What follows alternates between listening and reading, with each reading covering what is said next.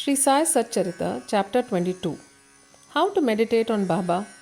No one has been able to fathom the nature or the form of Almighty. Even the Vedas and the thousand-tongued Shesha are not able to describe it fully. The devotees also cannot know, but only look at the form of the Lord, for they know that his feet are their only refuge. They know no other method of attaining the supreme goal of life except meditating on the holy feet. Hemadpant suggests an easy way of devotion and meditation as follows. As the dark fortnight of every month wears out gradually, the moonlight also wanes in the same degree, and on the new moon day, we do not see the moon at all. Therefore, when the bright fortnight begins, people are very anxious to see the moon. On the first day, the moon is not seen, and on the second day, she emerges as a thin crescent. Then the people are asked to see the moon through the opening between the two branches of a tree. And when they begin to see through this aperture eagerly, the distant small crescent of the moon comes to their sight. Following this instance, let us see Baba's form. Look at Baba's posture, how fine it is. He is sitting with his legs folded, the right leg held across the left knee. The fingers of his left hand are spread on the right foot. On the toe are spread his two fingers, the index and middle ones. By this posture, Baba seems to say, if you want to see my true form, be egoless and most humble and meditate on my toe through the opening between the index and middle fingers, and then you will be able to see my light. Now let us turn to Baba's life. Shirdi has become a place of pilgrimage on account of Baba's stay there. People from all quarters began to flock there, and both the rich and the poor began to be benefited in more ways than one. Who can describe Baba's boundless love and his wonderful knowledge and his all-pervasiveness? Blessed is he who could experience these. Sometimes Baba observed long silence, which was in a way his dissertation on Brahma. At other times, he was pure consciousness, bliss incarnate, surrounded by his devotees. Sometimes he spoke in parables, and at other times indulged in wit and humor. At times he was quite calm, and at times he seemed enraged. Sometimes he gave his teachings in a nutshell, at other times he argued at length. Many a time he was very direct. In this way he gave varied instructions to many according to their requirements. His life was therefore inscrutable beyond the ken of our mind, intellect and speech. Our longing to see his face, to talk with him and hear his leelas was never satisfied. Still, we were overflowing with joy. We can gauge the showers of rain, capture the wind in a leather bag, but who can measure his leelas? Now we deal here with one aspect of them, that is how he anticipated or forestalled the calamities of his devotees and warned them in time. Balasaheb Mirikar, son of Sardar Kakasaheb Mirikar, was Mamlatdar of Kopargaon. He was going on tour to Chitali. On the way, he came to Shirdi to see Sai Baba. When he went to the masjid and prostrated himself before Baba, the usual conversation regarding health and other matters commenced when Baba sounded a note of warning. Do you know our Dwarka Mai? As Balasaheb did not understand, he kept quiet. Baba continued. This is our Dwarka Mai where you are sitting. She wards off all dangers and anxieties of the children who sit on her lap. This Masjid Mai, its presiding deity, is very merciful. She is a merciful mother of the simple devotees whom she will save in calamities. Once a person sits on her lap, all his troubles are over. He who rests in her shade gets bliss. Then Baba gave him Udi and placed his hand on his head. When Balasaheb was about to depart, he again said, do you know the Lamba Baba, long gentleman, that is a serpent?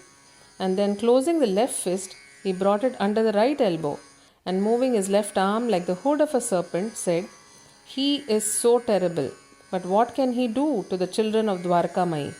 When the Dwarka Mai protects, what can the serpent do? All who were present there were curious to know the meaning of all of this and its reference to Mirikar, but none had the courage to ask Baba about this. Then Balasaheb saluted Baba and left the masjid with Shama. Baba called Shama back and asked him to accompany Balasaheb and enjoy the Chitali trip. Shama came to Bala Sahib and told him that he would go with him, according to Baba's wish. Bala Sahib replied that he need not come, as it would be inconvenient. Shama returned to Baba and told him what Bala Sahib said to him. Baba said, "All right, do not go. We should mean well and do well. Whatever is destined to happen will happen." In the meanwhile, Bala Sahib thought over again and calling Shama, asked him to accompany him. Then Shama went again to Baba and after taking his leave started with Bala Sahib in the Tonga. They reached Chittali at 9 pm and encamped in the Maruti temple. The office people had not come, so they sat in the temple talking and chit-chatting. Bala Sahib was sitting on a mat reading a newspaper. His upparni or upper dhotar was spread across his waist and on it a snake was sitting unnoticed. It began to move with a hissing sound which was heard by the peon. He brought a lantern, saw the snake and raised an alarm. "Serpent! Serpent!" Bala Sahib was frightened and began to quiver. Shama was also stunned. Then he and others moved quietly and took sticks and clubs in their hands. The snake got slowly down the waist and moved away from Bala Sahib, and it was immediately done to death. Thus, this calamity, which was prophesied by Baba, was averted and Bala Sahib's devotion to Baba was confirmed. A great astrologer named Nana Sahib Dengle told Bapu Sahib Bhuti, who was then in Shirdi, "Today is an inauspicious day for you. There is danger to your life." This made Bapu Sahib restless. When they as usual came to the masjid, Baba said to Bapu Sahib, "What does this Nana say? He foretells death for you. Well, you need not be afraid. Tell him. Let us see how death kills." Then later in the evening, Bapu Sahib went to his privy for easing himself, where he saw a snake. His servant saw it and lifted a stone to strike at it. Bapu Sahib asked him to get a big stick, but before the servant returned with the stick, the snake was seen moving away and soon disappeared. Bapu Sahib remembered Baba's words of fearlessness. Amir Shakkar was a native of the village Korhale in Kopargaon Taluka. He belonged to the butcher caste. He worked as a commission agent in Bandra in Mumbai and was well known there. He once suffered from rheumatism, which gave him much pain. He then remembered Allah, left his business, and went to Shirdi and prayed to Baba to relieve him from his malady. Baba then stationed him in the Chavadi. The Chavadi was then a damp, unhealthy place, unfit for such a patient. Any other place in the village or Korhale itself would have been better for Amir, but Baba's word was a command, the chief medicine. Baba did not allow him to come to the masjid but fixed him in the Chavadi every morning and evening. Every alternate day, Baba went to the Chavadi in a procession and slept there. So Amir got Baba's contact very often. Amir stayed there for full 9 months and then he got a disgust for the place. So one night he stealthily left the place and came to Kopargaon and stayed in a dharmashala. There he saw an old dying fakir who asked him for water. Amir brought it and gave it to him. As soon as he drank it, he passed away. Now Amir was in a fix. He thought that if he went and informed the authorities, he would be held responsible for the death, as he was the first and sole informant and knew something about it. He repented for his action, that is, leaving Shirdi without Baba's permission, and prayed to Baba. He then determined to return to Shirdi the same night and he retreated, remembering and muttering Baba's name all the way, and reached Shirdi before daybreak and became free from anxiety. Then he lived in the Chavadi in perfect accordance with Baba's wishes and orders and got himself cured. One night it so happened that Baba cried at midnight, "Oh Abdul, some devilish creatures dashing against the side of my bed." Abdul came with a lantern, examined Baba's bed but found nothing. Baba asked him to examine carefully all the place and began to strike the ground with his satka. Seeing this leela of Baba, Amir thought that Baba might have suspected some serpent there. Amir could know by close contact with Baba the meaning of his words and actions. Baba then saw near Amir's cushion something moving. He asked Abdul to bring in the light, and when he brought it, he saw the snake coiled up there, moving its head up and down. Thereupon, the snake was immediately beaten to death. Thus Baba gave timely warning and saved Amir's life. At Baba's recommendation, Kaka Sahib Dikshit was daily reading the two works of Sri Eknath Maharaj, that is Bhagwat and Bhavartha Ramayana, and Hemat Pant had the good fortune to be one of the audience.